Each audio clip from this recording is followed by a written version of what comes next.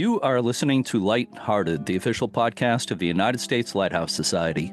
My name is Jeremy D'Entremont. Welcome. Today is March 23rd, 2025, and this is episode 311 of Lighthearted. We are recording this earlier. In fact, it's cold and snowy out today here on the New Hampshire seacoast, but people will be hearing this just after the first official day of spring. So happy spring. Joining me today as co-host is Ralph Krugler, historian for Hillsboro Inlet Lighthouse in Florida, and ace historical archivist for the U.S. Lighthouse Society. Hi, Ralph. How's it going, Jeremy? Good, good. So, Ralph, you're not only co-hosting today, but in a few minutes you will be taking part in our interview with Neil Hurley, who is a longtime lighthouse historian and preservationist in Florida, where you are. We will introduce Neil shortly, but first, Ralph, I was thinking back to your previous appearances in the podcast, and I think we've discussed this, but it's been a while. Can you remind me how you became the historian for the Hillsboro Inlet Lighthouse? Completely by accident. I started volunteering in 2014, and I wanted to get as involved with them as I could. I didn't want to just stand there and kind of, point people around. I want to be able to answer questions. So we had a historian on staff, volunteer on staff, Hib Castleberry, very influential in the world of lighthouse preservation. And, he was getting on in years. And so he gave me a sheet, which was nice, but it didn't really give me the answer. So he said, well, I have stuff in our storage unit, which I didn't know we had one. So he gave me the key, said, have at it. And I found a bunch of stuff that he had Xeroxed from the National Archives. And it was giving me a bunch of answers to stuff. But it wasn't until I came across the first 2 pages of the very first logbook from Hillsboro. I was so new to it, I didn't know that they kept a log. When I was reading this, everything became alive, because now I was actually reading the keeper's thoughts, his words. Mm-hmm. It wasn't just the weather. He wrote a lot of details and stuff in there. So now I had a connection with it, and it just completely took me over. And like I said, Hib was getting on in years, and he's just kind of happy to have somebody to take over. And he just pretty much said, here, take it and run. So that's pretty much how it happened. Yeah, I was lucky enough to meet Hib a couple of times. He was quite a guy. He was awesome. Kind of a legend in the world of Florida lighthouses, yeah.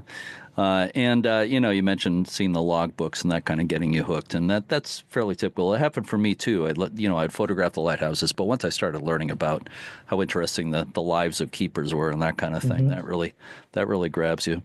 So, in your role as historian for Hillsboro Inlet Lighthouse, you wrote a book called The Almost Complete History of the Hillsboro Inlet Lighthouse. And you were nice enough to send me a copy of the first edition, which I'll tell you, I'm not using it as a doorstop, but I could.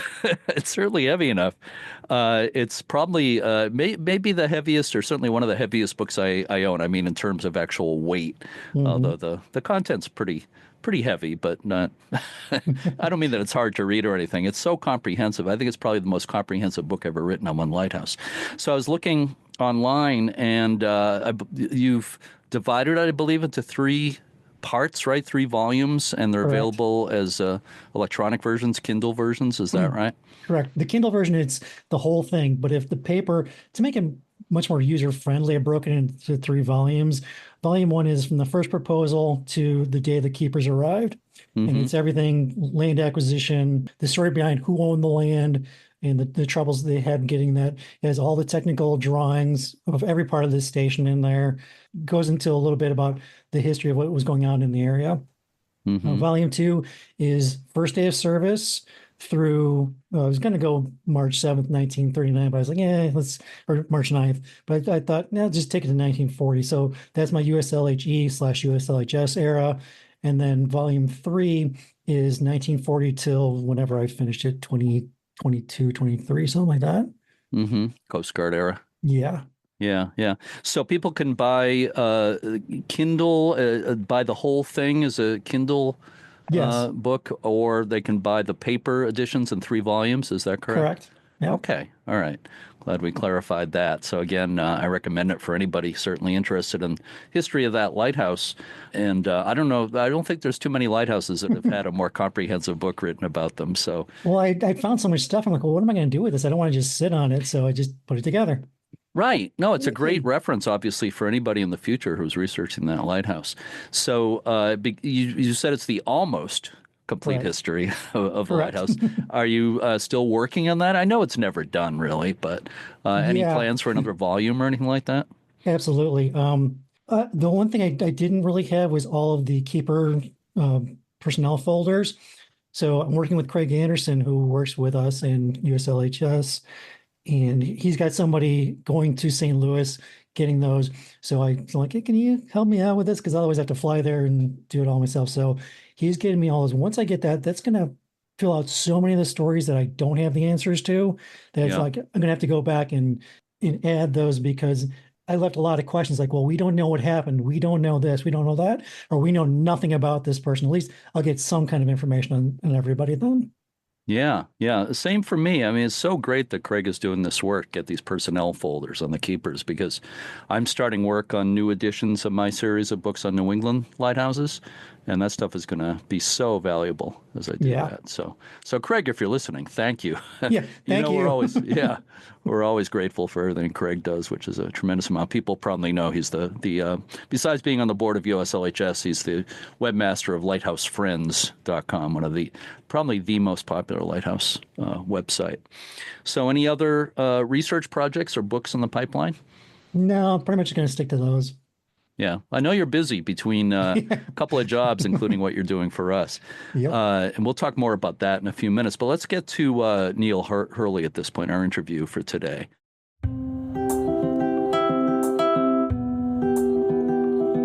Neil's interests in Florida lighthouses go back to the mid-1980s. He was serving as a staff officer for the 7th Coast Guard District's Aid to Navigation branch, and he often had to answer questions about lighthouses in Florida. And Neil decided to make Florida lighthouse history his off-duty hobby. That led to countless hours of research in the National Archives and local libraries and correspondence with other historians. Neil has written numerous articles and books on lighthouses, and he's a historian for the Florida Lighthouse Association since it was founded. His books include Florida Lighthouses in the Civil War, an illustrated history of Cape Florida Lighthouse, and Lighthouses of the Dry Tortugas, an illustrated history, and he was co-author of the first edition of the Florida Lighthouse Trail. The articles he's written include several for the U.S. Lighthouse Society's quarterly journal, The Keeper's Log. Neil retired as a commander from the Coast Guard, and today he continues to work in the defense industry. So, Ralph, I think you've actually known Neil for a number of years. Is that right? Yeah, I was surprised one day when I got an email message from him. I'm like, wait a minute, that name sounds really familiar. And I look over my bookshelf. I'm like, that's the same name. I wonder if it's the same guy. It turns out it was. And it was pretty cool. He came with his wife and gave him a tour of the place. And it was really great to actually meet him face to face. Gave you a tour of Cape Florida Lighthouse, is that? No, I gave him a tour of Hillsboro. Oh, you gave him a tour of Hillsboro Inlet, right? Yeah, but when he was just working on the latest Cape Florida project, he asked if I could, help out. Unfortunately, I had parental health issues that precluded me from being able to go down there and help with that. Yeah, yeah. Well, he's certainly somebody I've known about for many years. I know he's one of the historians of Florida lighthouses. So it was great to have the chance to talk with him today. And you're going to be taking part in the interview with Neil. Yes. So thank you for doing Excellent. that as well, Ralph. So let's move right ahead here and admit Neil into our Zoom call. Hey, Neil. How are you? Hey, Jeremy. How are you? I'm great. Thank you so much for being with us today. I really appreciate it. It's my pleasure and an honor. Well, thanks so much. So let me ask you, before we get into lighthouses, let me ask you about how you got into it in the first place. You joined the Coast Guard in the early 80s, I believe. So were lighthouses an interest before you joined the Coast Guard? So I'll even back up a little bit before then. I ended up going to high school in the Central Pacific in the Marshall Islands. And while I was there, I did a lot of World War II shipwreck diving, amongst other activities. And at that time, there wasn't a lot of history known about the shipwrecks that were there. There were a few people that were researching it. So when I came back to the States and went to college, I spent a lot of my time in different libraries researching history of shipwrecks of the Central Pacific. And by the time I got ready to do something with that information, another person that I'd known as a diver out there put out a really nice book. And I was able to give him my research to supplement his work. But he was really so far advanced above what I'd known that there wasn't any point in going further with that. So I had a good background in researching history. My first duty with the Coast Guard was they sent me to Duluth, Minnesota, where I was on the Coast Guard cutter Sundew as a deck watch officer. And part of our duties there were to service lighthouses, to turn them on in the spring and turn them off in the wintertime, work other buoys, and other search and rescue work on Lake Superior. Also, we'd break ice. We'd be the last ship in, the first ship out. So that got me interested. And when we go to some of the lighthouses there, the Coast Guard crews on buoy tenders are often made up of folks that aren't from the local area. So oftentimes we go to lighthouses that people didn't really know a lot about the history there. And so that was my interest, is to dig a little bit deeper, find out what was going on with those lighthouses. My next job out of there, I asked to go to someplace warm, and ended up in the 7th District Ace Navigation Office in Miami, where my title was a Marine Information Specialist. And there, not only did we have lots of lighthouses, but we had all of the Coast Guard service records for lighthouses right there in the office. And they were just fascinating to go through for some of the things like that. Oftentimes, I would be the one that would end up with questions from the public about different aspects of lighthouse history for Florida. And so that's where my interest really peaked. And I found out there were only a handful of people researching Florida lighthouses at that time. There was lots of bad information out there that was getting to the public about different aspects of Florida lighthouse history. So I fell into it there, and I kept up that interest as I moved throughout the Coast Guard to California, Hawaii, Washington, D.C. Actually, in Washington, D.C. was a great opportunity to go to the National Archives and other research facilities there and dig out more information. It's kind of like a parallel with Wayne Wheeler, who founded the U.S. Lighthouse Society, who was in the Coast Guard and then a civilian employee in the Coast Guard in California, and was taking a lot of questions about lighthouses, and that's what started the whole U.S. Lighthouse Society. So. Actually, he was an influence to me, because I met him when I was going to an AIDS navigation school in New York, and we had a wonderful get-together on the lightship Ambrose in the wardroom, just talking about lighthouse history and the future of things. And this was all before U.S. Lighthouse Society was formed. So wow, I had a chance to meet him as a visionary then. Yeah, and you go way back. Yeah. In the Coast Guard, you're typically in a spot for 2 to 3 years. So you come to D7 Aton. Typically, you go out from there to another ship or another station like that. Once you left there, what kind of things were you doing that kept you involved with lighthouses? I think it was the aspect of researching the history and having access and knowledge of how to find information on lighthouses that kept me interested. And as I moved around, I found that other parts of the country had a lot of people that were very experienced and knew their lighthouses and had researched them for years and years. And it wasn't like I could go to some, I'd also moved around a good bit too. So I couldn't really start with a lighthouse and learn more about its history and be the expert on it. However, with Florida, again, there weren't that many people doing it. It was just a handful of folks. And so I kept my interest there and sort of limited myself, because there's so much to learn. And actually in the past, in those days, it was very time consuming to try and go through like old newspapers through microfilm without computers to assist you in searching for information. It was a lot of time spent. Yeah. What did you get out of the Coast Guard? I retired in 2004 as a commander, had a great career, found a job as a contractor for the government, which I'm still doing. I work for the Department of Defense and get to travel around a good bit. Sometimes I get to see places where there's lighthouses. And, what you were just saying, I think you'd both agree. The more you know about lighthouses, the more you realize you don't know. Yep. Yeah, so I think all of us are learning all the time. I'm learning through this podcast all the time.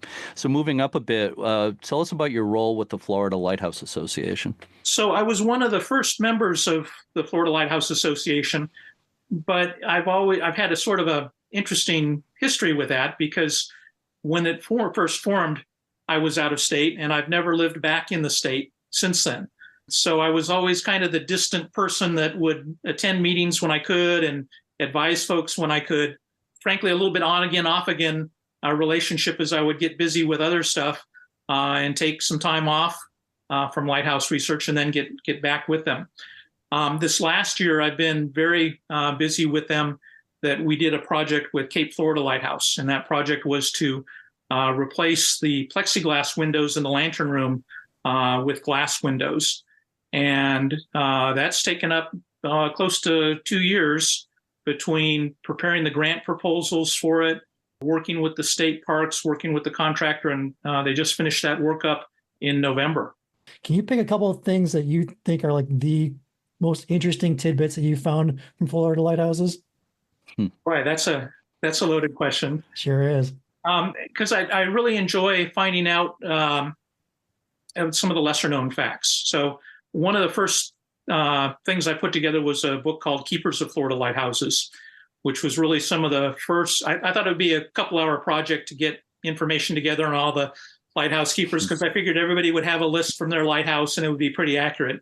And I see you smiling, Ralph, because yeah, they are so wrong in the past. There are so many lighthouse keepers just in Florida. Yeah. They jump from lighthouse to lighthouse. It would be father and son, people with the same name, and fascinating histories as you go into find out more about the good things that they did and some of the bad things that they did. One story that I think is pretty interesting is there was a keeper of Fowey Rocks Lighthouse in Florida who died one day while on the lighthouse. And they took his body ashore and they were getting set to bury him, and he woke up and was back alive. Apparently he had some epileptic fit. A few years later, the same thing happened and they thought he was dead. And they eventually, when the Civil Service Administration came around in the 1920s, he was one of the folks that they talked about with the formation of civil service, because you could get a disability retirement through that. And one of the things they found was that he had high levels of blood in his bloodstream, and that was probably responsible for his epileptic fits that caused him to look like he was dead. And again, this wasn't just a 5-10 minute thing. They put him in the boat and were starting to row him for shore. And surprise, surprise, he wakes back up and says, what's going on here? So I'm not quite dead. Yeah. Wow.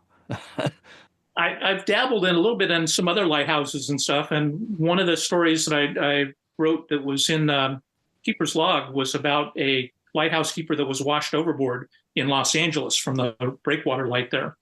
And I was stationed there at the time, so I had access to their files and was able to dig up some stuff. And I prepared this neat article, and I was telling one of my buddies about it.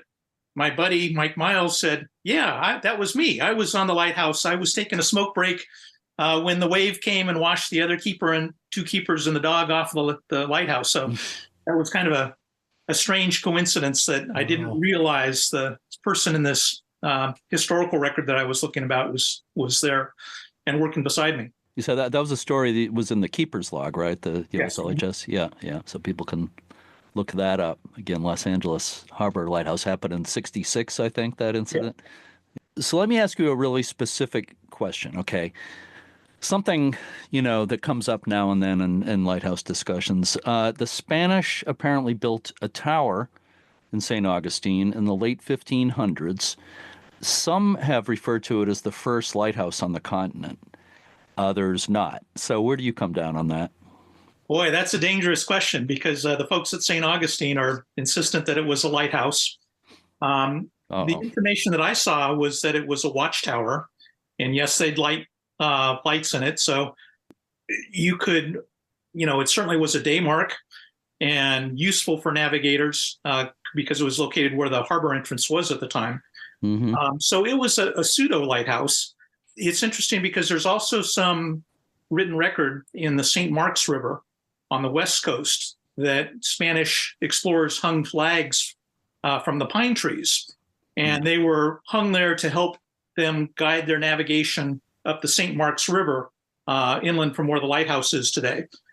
So there are some early accounts of Spaniards having aids to navigation, but whether St. Augustine was a lighthouse, if you use the very narrow definition, I wouldn't call it a lighthouse. A lot of people have asked me about some of the other faux lighthouses that are in Florida and other areas. And the definition I generally use is that it was a federally maintained maritime aid to navigation with a resident keeper. Now, there's some minor lights where the keeper would go light a lamp and then leave for several hours later, but I focused on that. Now, the story of the faux lighthouses is very interesting, and there's a number of them in Florida that have persisted, that have been there for a long time. So that's a whole nother aspect of it, but I really try and focus on those federally maintained ones. Yeah, well, I think that's a great answer. And a pseudo lighthouse is probably a nice way to define that first tower. There were watchtowers built by, the English settlers in New England in the 1600s, but I wouldn't call them lighthouses. Watchtowers that they would burn a fire or whatever as a warning, if they thought some kind of enemy was approaching or whatever it might be. The British also planned 2 lighthouses in Florida, one at Dry Tortugas and one at Cape Florida, that were quite tall fort structures where they'd burn a fire during the daytime for the smoke and also have a light at night. They were never constructed, but these were more than 10 stories tall. They would have been huge structures for their day. But again, proposed, the plans were drawn up, but never constructed. Yeah, interesting. As you said, the definition of what is a lighthouse is always a little tricky. And I think it must be 20 years ago now, the World Book Encyclopedia asked me to rewrite their entry for lighthouse. And boy, was that a challenge. So I had to take what previous people had written and tweak it a bit. But anyway, but I don't want to. There's always arguments about it, and I try to stay out of them as much as I can. Most everybody's lighthouse is the oldest or the best, so you have to be really careful anytime you talk about a particular lighthouse. Yeah, I consider my niche to be more of looking at all of Florida lighthouses. I touch into Georgia and South Carolina a little bit now and then, and other areas if I happen to be at a place that I find a fascinating story about it. But I think that's been an advantage to me. One is I know government systems and that it was a system of lighthouses. It wasn't just a particular light, particularly by the time you get to the 1850s with the Lighthouse Board. And there's a lot of, you can learn a lot by studying multiple lighthouses as far as construction styles or innovations that they were doing, or work to use one lighthouse to replace another to make it a better system instead of just an isolated lighthouse. So we actually had quite a long conversation one day about Cape Florida Lighthouse. So I want to ask you a little bit about that, but not about our conversation per se, but you wrote a book on Florida lighthouses in the Civil War, and you found something interesting from 1861. Can you share that with us? Sure. So my book, Florida's Lighthouses in the Civil War, focuses on all the lighthouses in Florida. And when I had started that, I was believing that more or less throughout Florida that the Southerners had gone out and damaged their lighthouses to restrict their use for Union navigation. Sometimes that was true, but also many times that was based on the Union forces won the war, and so they got to write the history of it. At Cape Florida, it turns out there are letters that you see talk about a gang of pirates, I think is the term used in some of the articles. Well, it actually turns out that it was a former lighthouse keeper was involved in the attack on the lighthouse. And instead of causing wanton destruction to the Fresnel lens that was there, they specifically just broke out the central portions of the prisms.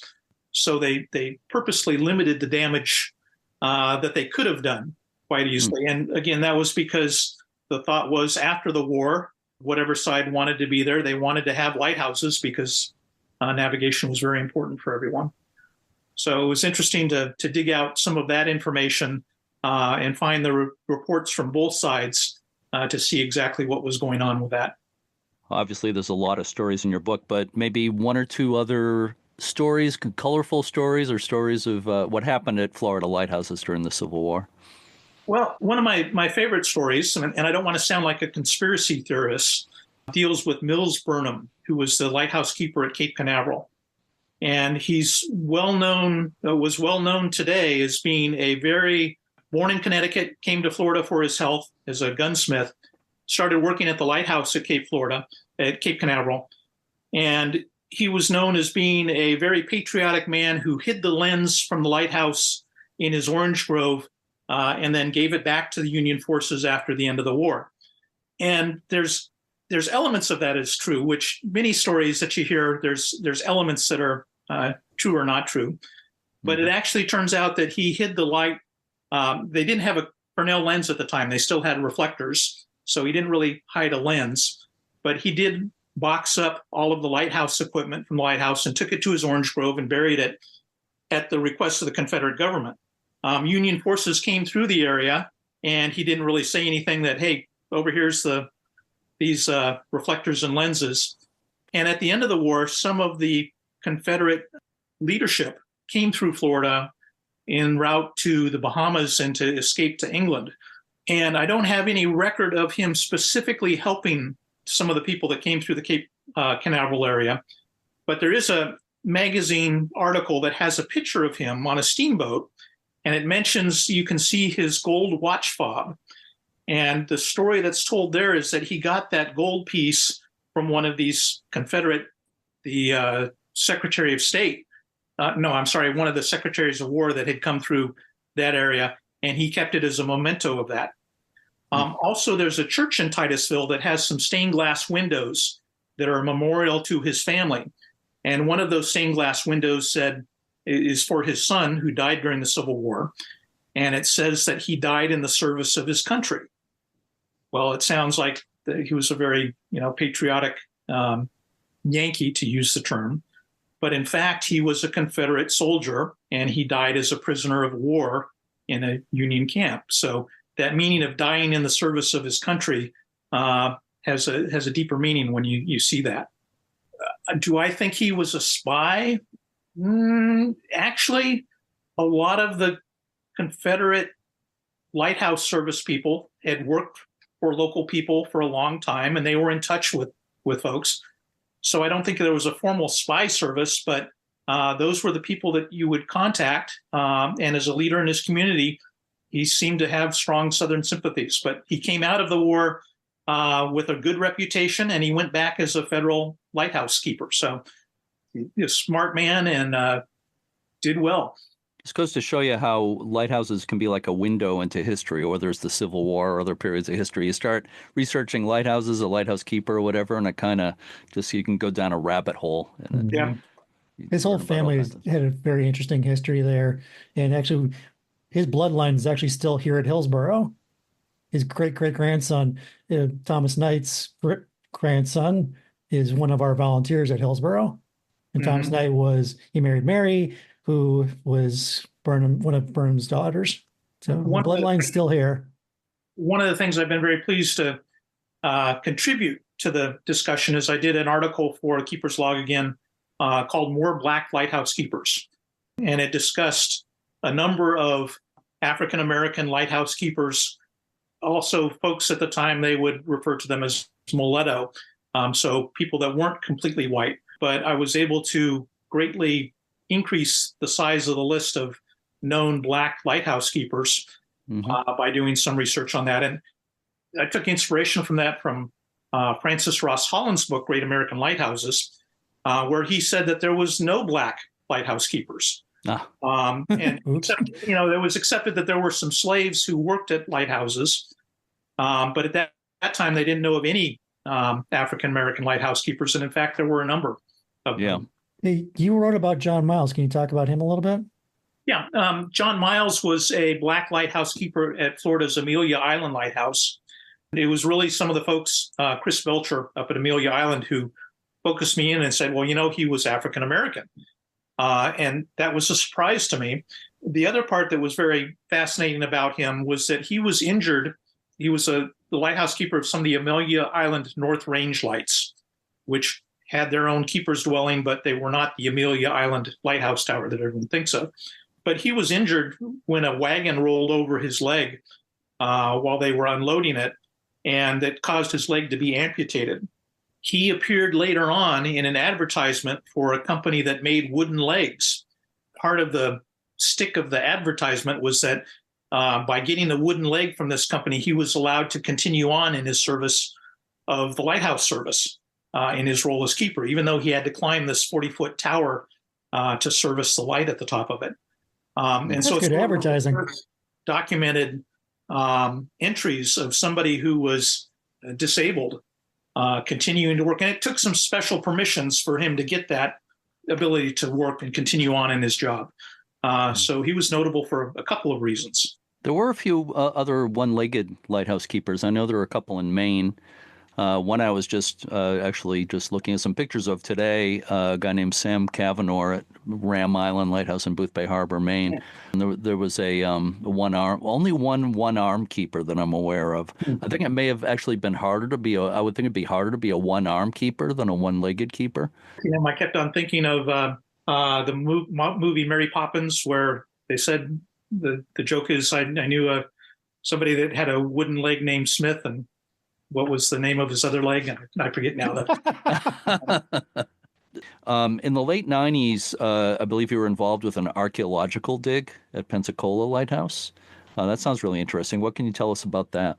Yeah, so I heard that they were doing an archaeological dig at the site of the first Pensacola Lighthouse, which is located now where the Navy Lodge is located on the Naval Air Station at Pensacola.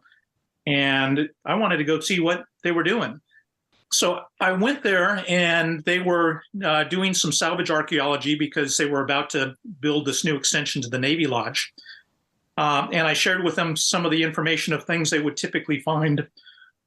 We had good pictures of what the keeper's dwelling from the Fort Barrancas range light looked like, with a wooden skeleton tower next to it.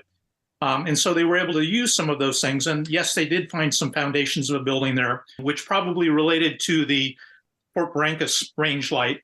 I don't know that they found that much that related back to the original First Pensacola Lighthouse.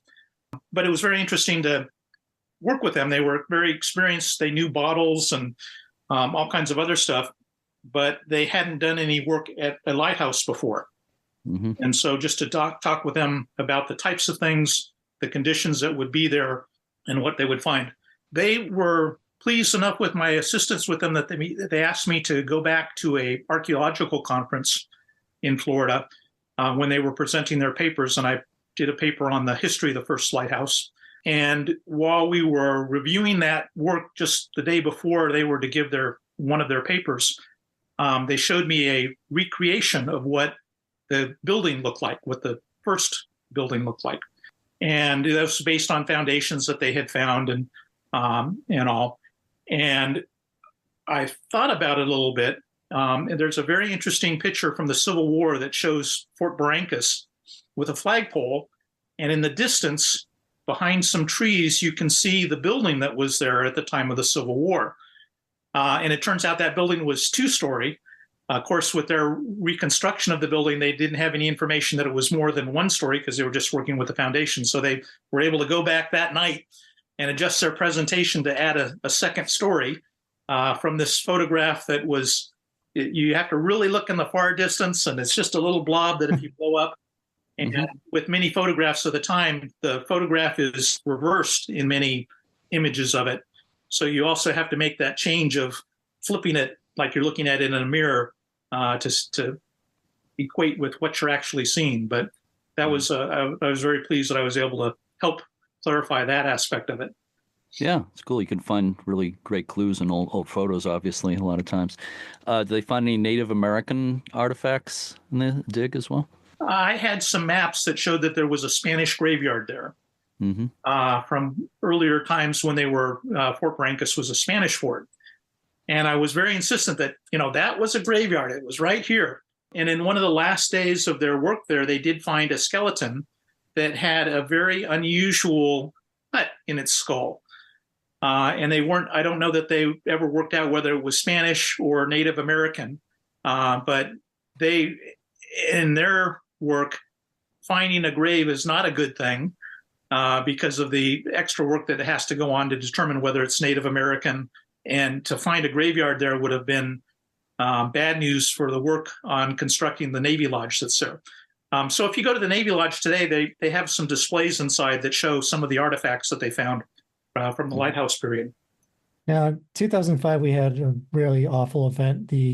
On Florida's coast there, the Cape St. George Lighthouse fell over. The beach erosion just unfortunately toppled the thing down. You were involved with the reconstruction. Can you tell us a little bit about that? Yeah, again, I was at the right place at the right time. I'd been to Cape St. George Lighthouse once when it was leaning in the 90s or so, and had a chance to see the lighthouse there. They eventually straightened it back up and put a concrete apron around the base of it. And that survived for a number of years until we got reports again that beach erosion was occurring again, and the lighthouse was in danger of falling over. So this may sound kind of strange, but that was road trip time. And we went down there, and it turned out I got my family there to take a picture of the lighthouse 2 weeks before it fell over. Oh, wow. Some people question whether I should be out there posing with my family with this lighthouse that's about to fall over. But I had met some folks from there, and they've got some great folks around Apalachicola and the Cape St. George area. And it's really a huge testament that every lighthouse across the country should know about. The folks there happened to find an atmosphere and a community and government officials that said, why not do stuff with the lighthouse? So I first contacted them and I said, hey, the lighthouse fell over. Make sure you get these pieces from the top of the lighthouse because it's very old. And there aren't that many lighthouses that have a bird cage type of structure at the top. Well, they not only did that, but they got permission to recover the bricks from the lighthouse. They took them to another site. I was able to provide them with pictures and some historical documents that showed how the lighthouse was constructed. I never had a chance to go up to the top of it because it was never in a condition to do that. But they took all these pieces and they rebuilt the lighthouse in another location, got local government grants and permission from the city of Cape St. George. And they used the historic bricks for the facing elements of the lighthouse. They wanted to build a replica keeper's dwelling, but current laws and regulations said you can't do that because it's in a floodplain area and it would need to be elevated on piles.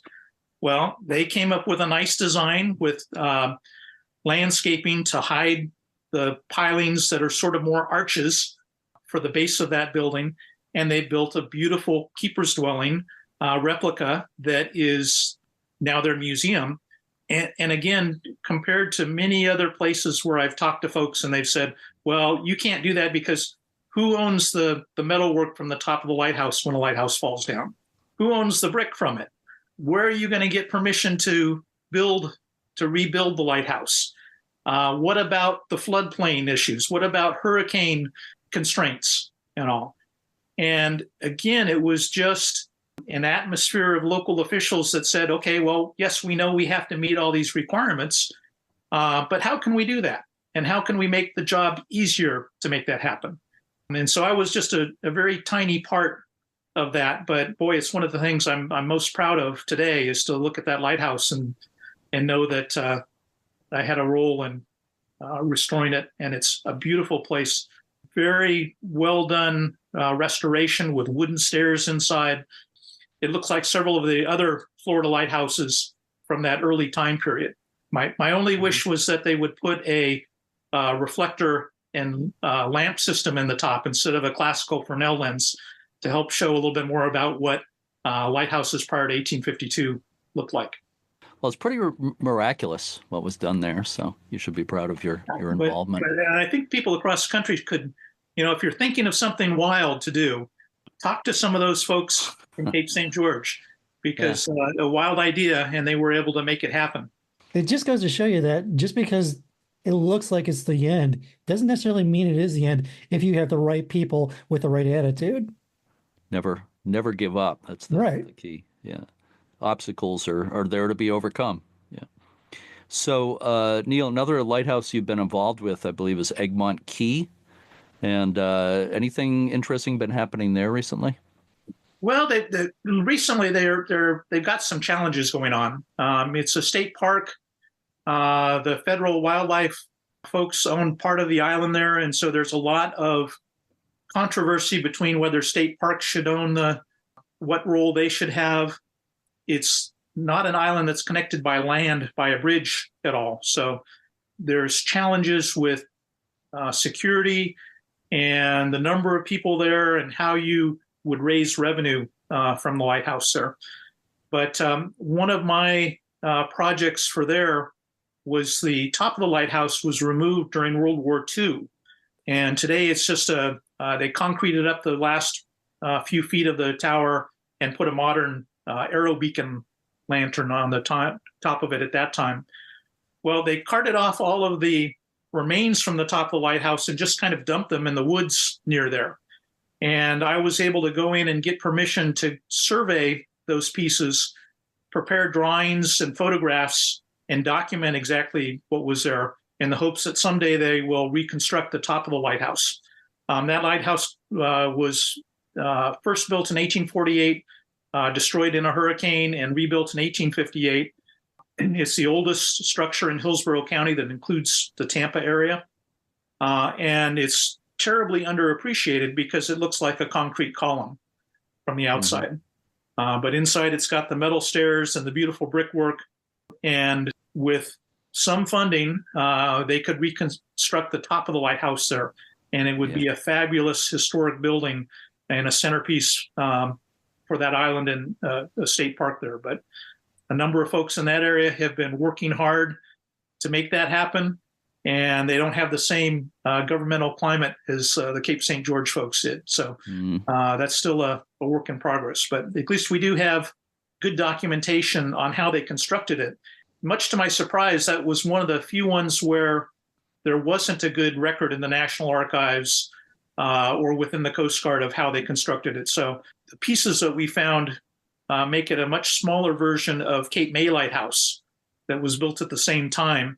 We found maybe 20 or 30% of the pieces that were in the lighthouse, but we found enough pieces to do a full reconstruction because we'd find a railing section and knew the other railing sections were the same. And we found, a piece of the spider work in the dome of the lantern, and just enough to where between three different pieces you could visualize what the full piece looked like.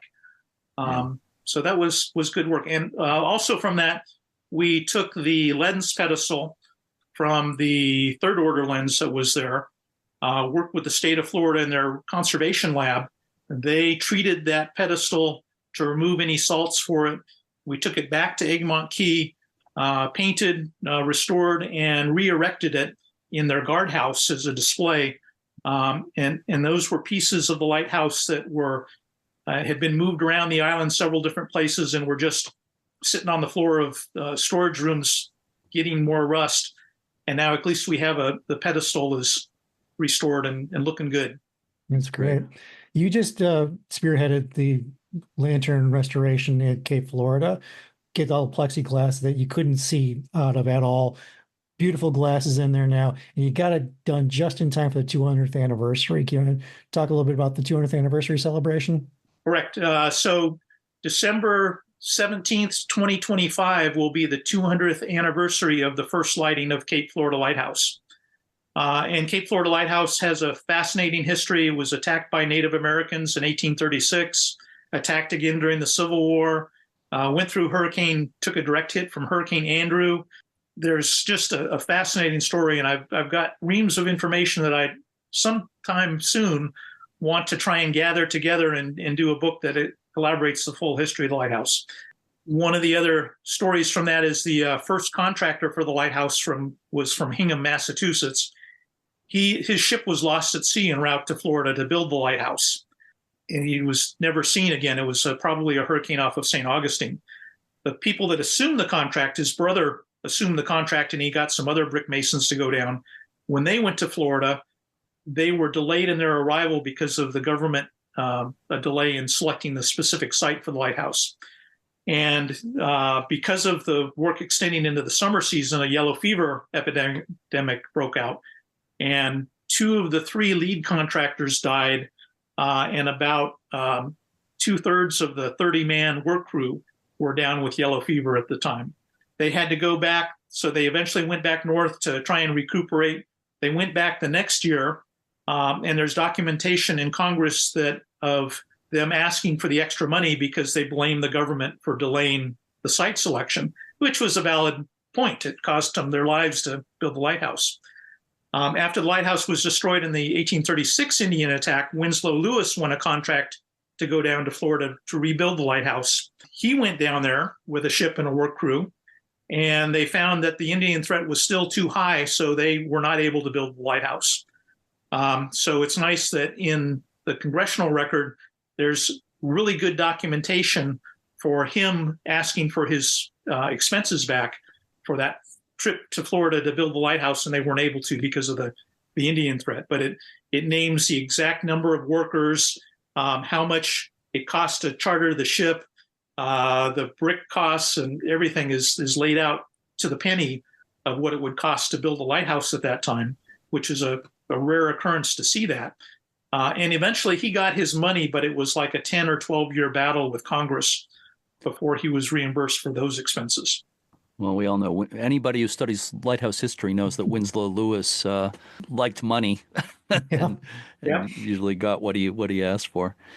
So any other research and or preservation projects you're involved with now that we haven't mentioned that you might want to mention? Well, I've got a lot of articles I've got in place. It's just a matter of finding the time to get to them and to develop them out further. One of the things I didn't mention to you before is that I'm very fascinated by IWP Lewis, the nephew of Winslow Lewis. Yeah. And IWP was involved in building Careysport Reef Lighthouse off of the Florida Keys. And I think he is well known for his work to establish lighthouses, but I think he is still somewhat underrated because he was really the guy that was pushing the government to form a lighthouse board. His work with Fresnel lenses, his work to induce additional professionalism in the work of lighthouses and use engineering, and to change from the money scrimping lighthouse authorities before his time to a modern lighthouse service. And really that modern lighthouse service of the 1850s, you're talking space technology of its day. They were finding the best scientists in the country and in the world to come up with the best materials, the best physics to show light the furthest distance, to scientifically measure how you can build the best possible lighthouse to assist mariners. And he got a lot of grief for his efforts. And I don't know that anyone has fully treated the subject of his work and given him the credit for his advancements that I feel he is due. Yeah, well, I'm glad to hear that. Yeah, he's a hugely important person in American lighthouse history. And I've always wanted to know more about him. So whatever you find, I look forward to seeing it. And he touched lighthouses in many areas, too, as some of the work he did at the Cape Cod for the lantern there, the lantern room, was groundbreaking for its time. So, all right. So, nobody gets into this to win awards, but you earned the Lifetime Achievement Award from the FLA, Florida Lighthouse Association, a couple of years ago. It must have been pretty validating for all the time and effort you put into it. Well, I'm blushing now because I'm terribly honored by the fact to get that award. As I mentioned, when I started researching Florida lighthouses in the mid-1980s, there were a handful of greats that were out there. Love Dean comes to mind, Tom Taylor, Hib Castleberry, and I could go on. And Hal Belcher at Amelia Island, Dennis Barnell at Cape St. George. And I'm blessed that I started this when I was still fairly young. And I can say I've been looking at different aspects of Florida lighthouse history for 30 plus years now, which it goes by very fast. But a lot of those lighthouse greats that I admire so much have passed on. And fortunately, there's Anne Kinnear being another one that the award was named after. So I'm really honored to be put in that group and glad that I got the award when I was still alive as opposed to getting it posthumously. But I'm looking forward to the day I can retire from my day job and spend more time doing lighthouse stuff. I've got huge files. The internet is a great boon to researching stuff. And frankly, if any of your listeners are interested in doing projects on Florida lighthouses in general, let me know, because I don't have the time to go through all of the material that I've got stacked up. And I would love to find somebody that is interested in going through it and working collaboratively to do more on that. People can't see it, but Ralph just raised his hand. I think he's volunteering. Well, I know from Ralph's work how detailed he can be. And Ralph knows from his work at Hillsboro just how big of phone books you can publish easily with information on each lighthouse. It's a match made in heaven, I'd say. And you never know who might be listening. You might hear from more people as well. You've done great so far. I give you an A+++ and a gold star, but we have two final questions for bonus points. Okay. All right. And Ralph, you want to take the first of the bonus questions? Yeah. So I know the answer is Hillsboro, but what is your favorite? Honestly, what is your favorite lighthouse? And it doesn't have to be Florida, anywhere. That's always very dangerous because I love all of them that I'm working on. I had a chance to go to the nation of Guyana in South America, and they have one lighthouse in the country there. And then over the course of a couple different trips, I had 2 or 3 trips to visit that lighthouse. And that's the subject of a future article that I want to do. But an 1803 lighthouse that still has a Fresnel lens inside of it, has been largely abandoned, still has a clockwork with a crank mechanism for the weights, has several mysteries about it with the way they constructed it. Too bad it's not easier to get to and more open to the public. But and I can't say that's my favorite because it's just difficult to get to. But all of them. I've worked with Pensacola Lighthouse is great. I had a chance to go there before it was a museum at the level it is, and it's just become a wonderful property. I had a chance to go to St. Augustine before they rebuilt the keeper's dwelling when that was a ruin. And boy, the folks there have done fantastic work. I've focused most of my research on the lesser known, less accessible ones, because those lighthouses that have become great centers of learning have the staff to research their lighthouse history. But there's several others across the state that don't have that opportunity. There's a lighthouse foundation in Lake George in Central Florida on the St. Johns River that has a fascinating history in itself and could someday be rebuilt to its former glory. Nothing nearly as big or complex as some of the other lighthouses, but it's those stories that I'm eager to get more publicized, and hopefully work can be done with those lighthouses too. I know how hard it is to name one favorite lighthouse because I get asked that question a lot too. So I completely understand. So final question, okay, for extra bonus points. What has been your favorite thing about your work related to Florida's lighthouses? I have been very blessed because of my prior Coast Guard service, and that Coast Guard service allowed me to get into the lighthouses that at the time were not open to the public. So the greatest part is meeting the people that are doing great things across the state. And again, is that I'm not a resident of Florida, so I have chances to get down there frequently, and I go visit people like Ralph, and we share stories and talk into the night. That's the neat part about it. So it's just that avenue of doing that, and hopefully to share my fascination of Florida lighthouses with other people and get the word out about it. In particular, so they're knowing. It's sort of like the pyramids of Egypt. I don't think that they were built by aliens. And there's lots of wild stories about how they were built and how they were done. With Florida, there's lots of wild stories of what happened at the lighthouse or the people that were there. And oftentimes those stories are so fantastic, like the 1836 Indian attack on Cape Florida. They get retold and retold and retold. And over time, they become more obtuse over time. So people's names change and other things like that. So that's also my satisfaction, is taking something that the current histories have wrong and documenting exactly what happened, because that true history to me is more fascinating than any story you could come up with. That's Absolutely. Very true.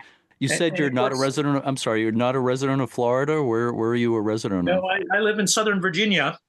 So unfortunately, my work takes me down there, but I put lots of miles on my car because I usually like to drive down there so I can spend a couple extra days doing stuff.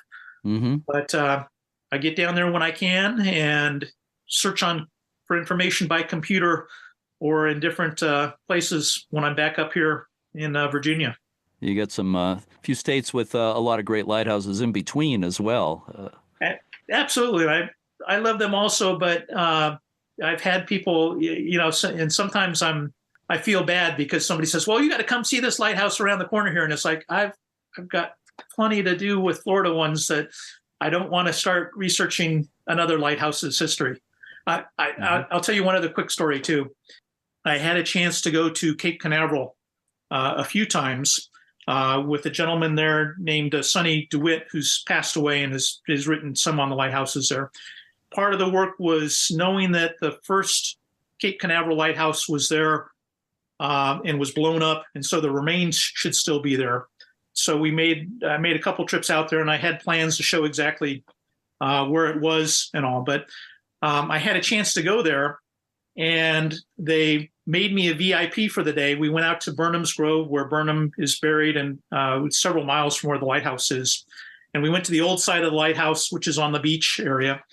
But mainly they wanted to show me around to different space facilities and say, this is launch pad such and such, and they did this and this and this. And we got to see a space shuttle up close and all. And that was fun. But after a while, I had to tell them that, hey, this space stuff is okay, but I want to see the lighthouse stuff is what I'm here for. So can we please go to the lighthouse spots? Because that's what I enjoy. That's what is really hard to see. And that's what I really want to see. So they were kind of, I wasn't your typical Space Coast tourist that the space stuff is neat, but boy, the lighthouse stuff is what's really fascinating to me. Yeah. Well, there aren't too many lighthouses where you can be at the lighthouse and watch a rocket launch from the lighthouse. So that's a pretty rare thing. All right. Well, Neil Hurley, is so great talking with you today, and we'll have to do it again sometime because there's a lot of ground. We've covered a lot of ground, but there's a lot of ground we haven't covered, and there's always more with this stuff.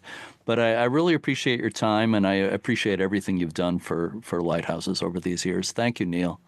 Well, thank you, and I thank you for the work that you've done, and God bless the U.S. Lighthouse Society for being that nationwide source of information, records, and keeping lighthouses going.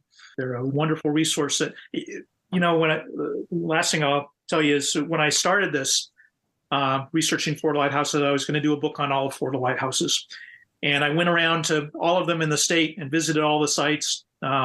Sometimes by boat, and had other adventures to get out there and see them. And I took pictures, and I thought, well, this is great. I've got a picture of it. That'll be good because nothing's going to change.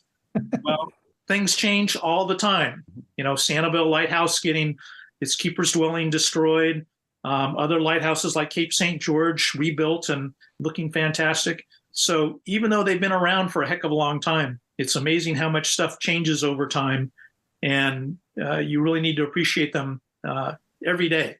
History is being written every day. Lighthouse history is not in the past. It's happening every day. Absolutely. So thank you, Ralph, for taking part in the interview as well. Thank you. And thank you again, Neil. And we'll talk to you again sometime. Thanks very much. See you soon. Thank you.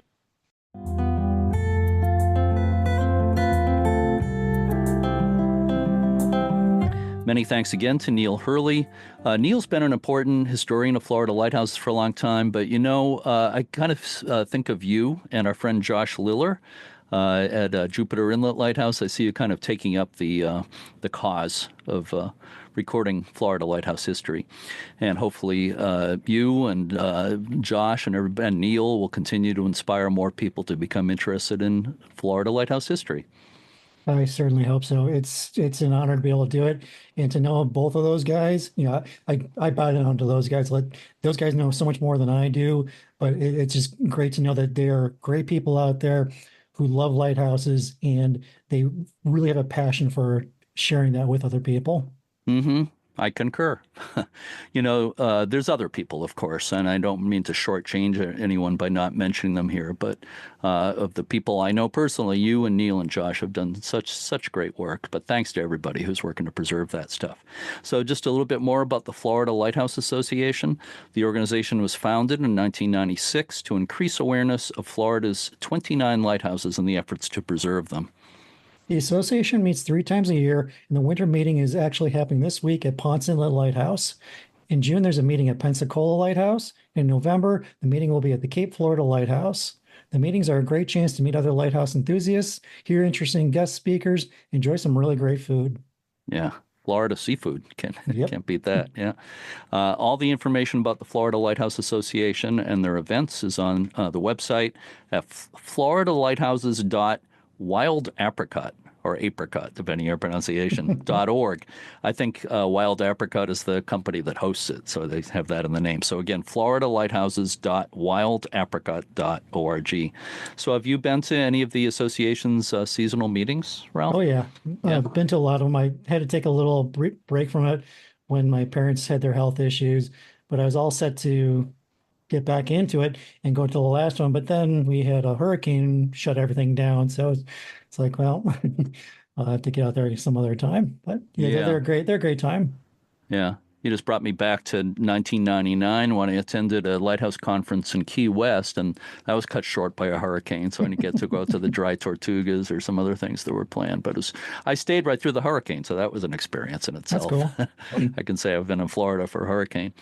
So let's talk for a minute about your work, as we mentioned earlier, for the U.S. Lighthouse Society. You are very involved and have been for a few years in the ongoing project to cull our digital archives and to put selected items into the online research catalog for the public. So how's that been going?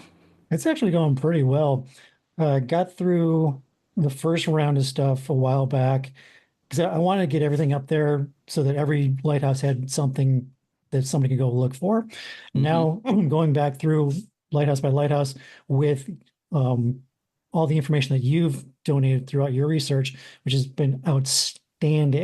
Some of the newspaper things that we've gotten in there, and it helps. I send all those off to Craig to double check names and things like that. So it's nice to have him to bounce that stuff off of. But as I'm going back through now, I'm going through, like I said, each one. And if there's a photo on there and it didn't look that great, I'm going back in there and I'm tweaking it, trying to clean them up as much as I can. So we have the most professional looking pages possible, but it's so much fun to do all that stuff. Yeah, well, you're doing a great job at it, and I'm glad you enjoy it. But it's another one of those things that's never going to be finished, and we're always looking for more stuff. If people want to donate, if they have photos of keepers or historic photos of lighthouses that we might not have, from their families or whatever it might be, we're always interested. It's easy enough to contact me, Jeremy at uslhs.org, or you, Ralph at uslhs.org, right?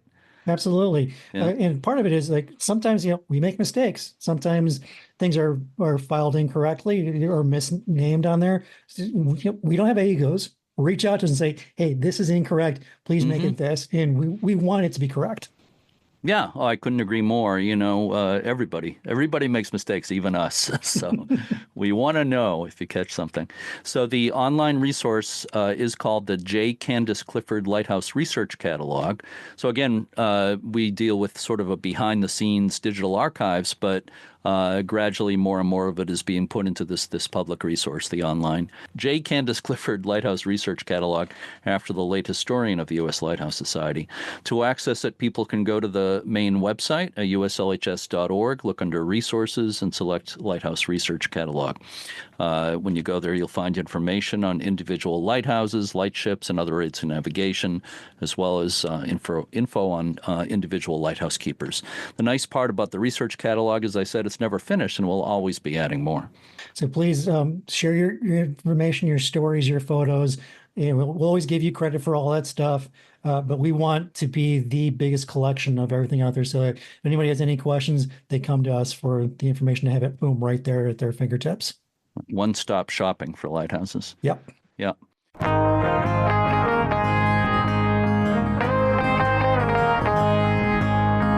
So, as I said earlier, people will be hearing this episode just after the first official day of spring on March 20th. Do you happen to have any quotes about the month of March, Ralph? Of course I do.